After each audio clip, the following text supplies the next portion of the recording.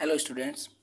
आज अपन बात करेंगे फोर्थ ग्रेड 2025 की जो वैकेंसी है उसमें अपने अभी आरटीआई द्वारा कुछ इन्फॉर्मेशन निकल के आ रही है कि कैटेगरी वाइज कितने अभ्यर्थियों ने फार्म भर रखा है, किस कैटेगरी में सबसे ज़्यादा या कम है, एक पद के लिए कितने कैंडिडेट्स हैं।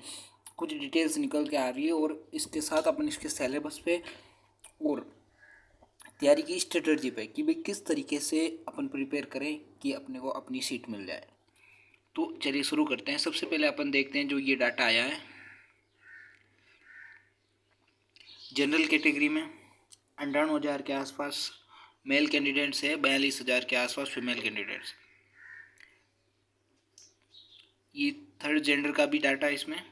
इसके अलावा एसटी में 2,68,000 male candidates, 1,49,000 female candidates. MBC में 1,09,000 और 38,465। सबसे ज़्यादा OBC non creamy layer 6,53,000 male candidates और 3,59,000 फीमेल कैंडिडेट्स। उसके बाद एससी 3,45,000, 1,75,000। जनरल ईडब्ल्यूएस में 1,54,000 और 78,000। सेरिया में सबसे कम आ रखे हैं।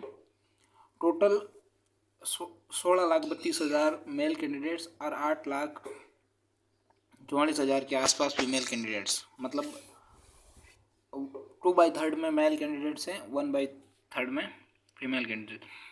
टोटल 24,74,384 फॉर्म्स हैं और एक पद के लिए 46 अभ्यर्थियों का मुकाबला। वैसे ये साइंटिफिक तरीका नहीं है, ये तरीका बस 10 तक की मैथ लगा के ये लगा दिया कि टोटल बटा टोटल पद तो 46 अभ्यर्थियों का मुकाबला है, लेकिन ऐसा नहीं है। आपने अगर आगे देखते हैं तो जो परमुटेशन कॉम्बिनेशन करके ऐसे कुछ फॉर्मूले लगते हैं, उस फॉर्मूले के आधार पर अपन देखें तो ये 46 का मुकाबला नहीं है। ये बिल्कुल झूठ बात है पहली चीज़ तो, क्योंकि जो सीटें हैं वो सारी सीटें भरने के बाद जो अभ्यर्थी पीछे बचते हैं, मान लो 24 लाख में से 52,000 सीटें भर चुकी है, उसके बाद जो 24,22,000 अभ्यर्थी है वो सारे ही पीछे अगर एक बची सीट है तो उस पर हो सकते हैं। जैसे मान लो एक सीट पीछे बची हुई है, इतने अभ्यर्थी बचते हैं, तो इसका कोई फिक्स नहीं होता है एक सीट के लिए 46 अभ्यर्थी नहीं, सभी एक सीट के लिए लड़ रहे होंगे। तो 52,000 सिर्फ 52,000 निकाल के बाकी सब एक सीट के लिए है। इसमें से 52,000 कम कर दो, उसके बाद 24,22,000 वो सारे एक सीट के लिए। मतलब बहुत बड़ी लड़ाई है। 46 ये तो अधूरा ज्ञान लगा के कुछ भी कहा जा रहा है। अब अपन बात करेंगे सिलेबस की।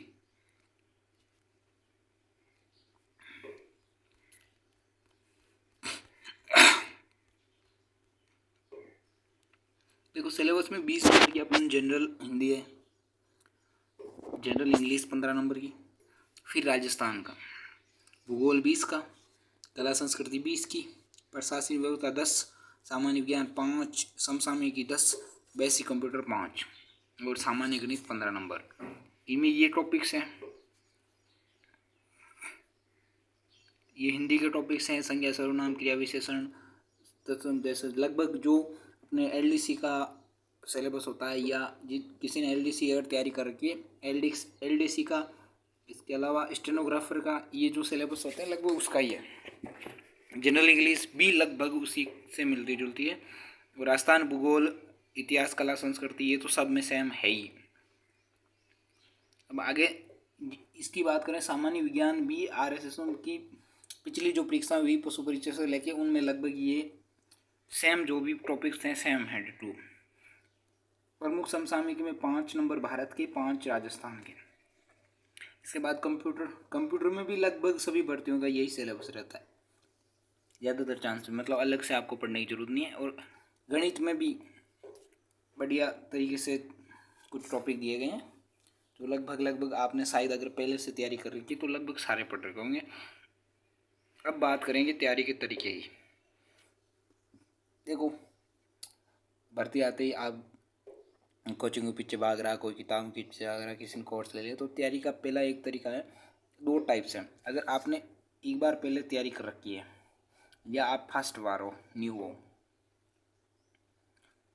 आपने एक बार तैयारी कर रखी है किसी भी एग्ज़ाम के लिए, आपने राजस्थान जीके, राजस्थान से रिलेटेड कुछ पढ़ रखा हो या सिलेबस में कुछ बचा हुआ है वो आपने पढ़ लिया है या पढ़ रहे हो, अगर आपने एक बार तैयारी कर रखी है, काफ़ी सब्जेक्ट पढ़ रखे हैं, तो आप सब सीधे टेस्ट सीरीज पे चले जाइए। इसके अलावा कोई चारा ही नहीं, सीधे टेस्ट सीरीज पे चले जाओ। ऐसे कहते रहेंगे ये वो कोचिंग वालों का अपना धंधा, ये किताब वो किताब, आपको ज़्यादा ध्यान नहीं देना। अगर आपने एक बार कहीं ना तैयारी कर रखी है, आपका अच्छा बेस है, ठीक ठाक बेस है, अच्छा का मतलब 100% सिलेबस कवर करके कोई टेस्ट सीरीज़ नहीं देता। अगर कोई देता है तो वो गलत फहमी है, वो कभी देता ही नहीं है फिर, क्योंकि 100% अपने आप में कोई कंप्लीट नहीं होता। आपका 50% भी सिलेबस है, आप टेस्ट सीरीज से चले जाए सीधे, उसके बाद टेस्ट सीरीज अपने आप आपका सिलेबस कंप्लीट करवा दी। डरना नहीं है नंबर कम है ज़्यादा कोई। इसके अलावा न्यू वाले एक बार सिलेबस कंप्लीट कर लो, 50% कर लो, ज़्यादा नहीं 50%। उसके बाद टेस्ट सीरीज पे आ जाओ सीधे। टेस्ट सीरीज के बाद आपको क्या करना, पर डे टेस्ट सीरीज लगानी, टेस्ट सीरीज लगा दी, टेस्ट सीरीज लगाने के बाद टेस्ट सीरीज का रिव्यू कर लेना। मैं तो कह रहा हूँ अगर किसी कोचिंग किसी किताब की ज़रूरत नहीं है, आपने 30 से 40 अगर टेस्ट सीरीज लगा के उनका रिव्यू ढंग से कर लिया, श्योर सिलेक्शन।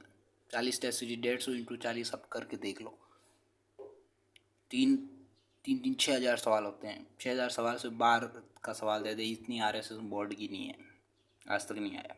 D2 जीके तो D2 पहले वाले उठा के ही देते हैं, नए सवाल है ही नहीं इनके पास। फिर बात करें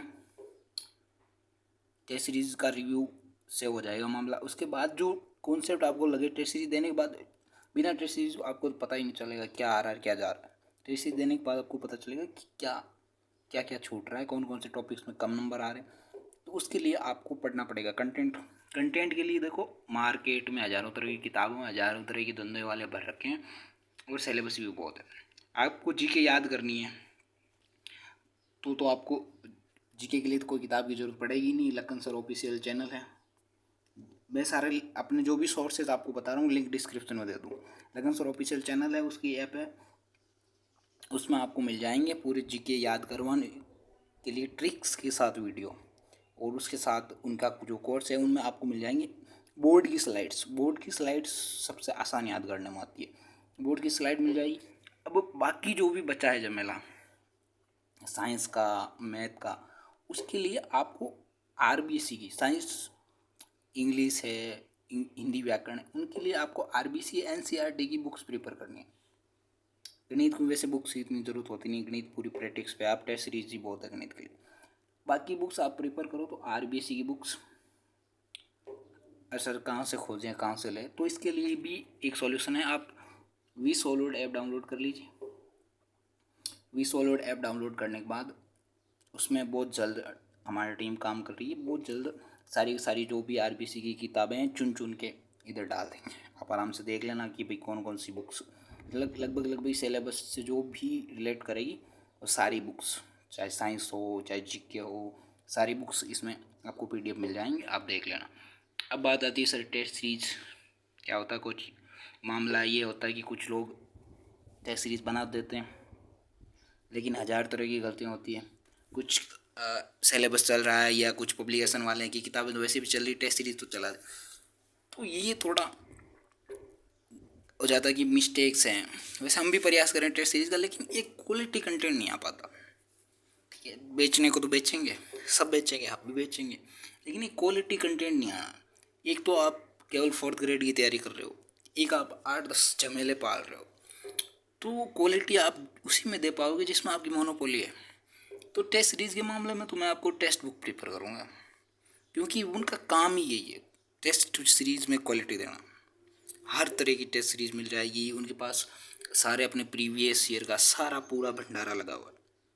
मैंने को कोई पेड प्रमोशन नहीं मिला है, क्वालिटी जहाँ मैंने चेक की वो बता रहा हूँ। बाकी इन सब के लिंक vSolid ऐप के, जहाँ से आपको PDF मिलेंगे NCERT बुक्स के, टेक्स्ट बुक का जहाँ से आपको मिलेगी test series, Lakhan sir official app और चैनल का जहाँ से आपको जीके याद करवाने की गारंटी है। एक बार आपको राजस्थान जीके वहाँ से पढ़नी है, उसके बाद कहीं से नहीं पढ़नी है। इन तीनों के लिंक्स आपको डिस्क्रिप्शन में दे दिए जाएंगे। देखो ऐसा नहीं है कि ये लिंक्स देने का कुछ मिल रहा है, आपको ऐसा लग सकता है, गलतफहमी हो सकती है, आपकी मर्जी हो तो क्लिक करना, आपकी जो इच्छा करे वो करना। पर एक बार इनको सबको ये ऑथेंटिक चीज़ें हैं, जैसे अगर एनसीईआरटी की अगर बुक्स के पीडीएफ मिलेंगे वहाँ से आप पढ़ोगे तो कल को कुछ भी हो जाए तो आप उसका रेट लगा सकते हो। और एक चीज़ है कि बुक्स का जो पीडीएफ रहेगा फ्री ऑफ कॉस्ट रहेगा, हमें पैसे नहीं चाहिए आपसे, फ्री ऑफ कॉस्ट सारी। और जो टेक्स्ट बुक है उसमें ईयरली कुछ पास का है पैसा, आप देख लेना अपने हिसाब से। ये सब चीज़ें आपकी तैयारी के लिए अच्छी रहेगी, क्योंकि कोचिंग्स ऑनलाइन कितना भी बड़ा हो पर्सनली किसी पे ध्यान नहीं दे सकता। मामला दिक्कत ये है, हमने फेस करी, चलाते हैं चैनल, पर्सनली आप किसी पे ध्यान नहीं दे सकते।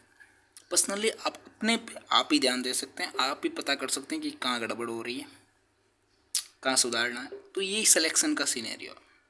बाकी तो घुसे रहो कोचिंगों में, पड़े रहो, किसी दिन कोई सिलेंडर फटेगा या कहीं एसी फटेगी या फिर कहीं बेसमेंट में पानी घुसेगा यही होगा। सिलेक्शन होता ही नहीं, कोचिंग से सिलेक्शन बहुत कम हो गया, आपने देखा ही होगा RS प्री में।